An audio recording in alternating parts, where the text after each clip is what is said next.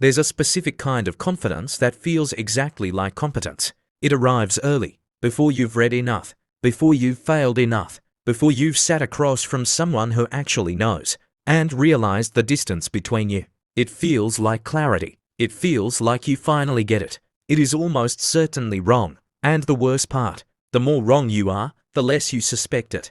In 1999, to psychologists at Cornell University, David, Dunning and Justin-Kruger ran a study that would quietly explain a lot about how the world operates. They gave participants a series of tests: logic, grammar, humor. Then they asked each participant to estimate how well they performed compared to others. The pattern that emerged was stark. The people who scored in the bottom quartile, the lowest performers, consistently believed they ranked above average. Some placed themselves in the top half. A few estimated they had outperformed nearly everyone. The highest performers did the opposite. They underestimated themselves. They assumed others found it just as easy. Dunning and Kruger called this metacognitive failure, the inability to accurately assess your own competence. And they traced it to one root cause: the skills required to produce a correct answer are the same skills required to recognize one. Read that again. If you lack the ability to do something well, you also lack the ability to see that you're doing it poorly. The gap in skill creates a gap in perception, and you have no internal alarm to tell you the two exist.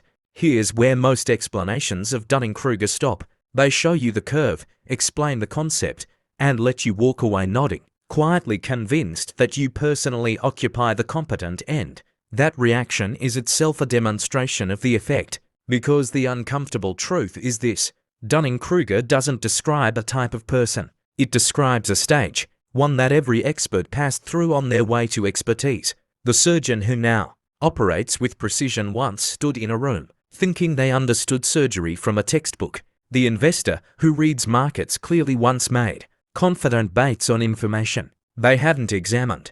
The peak of that early confidence, what researchers call the peak of Mount Stupid, feels nothing like ignorance. It feels like arrival. And here's what makes it genuinely difficult to escape. The very act of learning a little about a subject often increases your confidence before it starts to reduce it. A single book, a weekend course, 3 YouTube videos, enough to talk, rarely enough to know. This would be manageable if we lived in small communities where expertise was visible and verifiable. We don't. We live in an environment architecturally designed to reward confident expression over accurate expression. Social media doesn't measure correctness.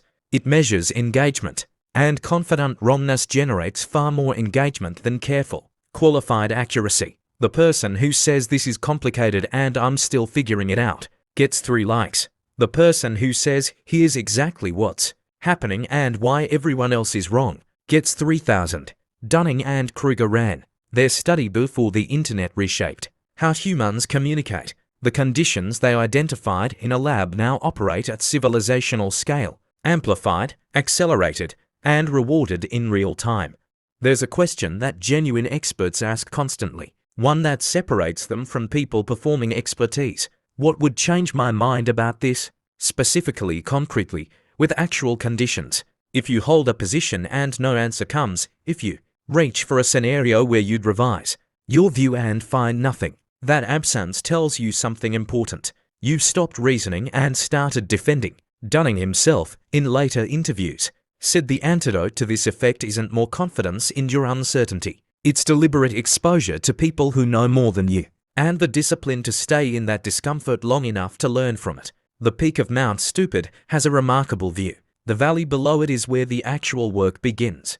You came into this video knowing about the Dunning-Kruger effect. The question worth sitting with: in which areas of your life are you currently standing at the peak and calling it the summit? That question has no comfortable answer, which is exactly why it's worth asking. That's the axiom.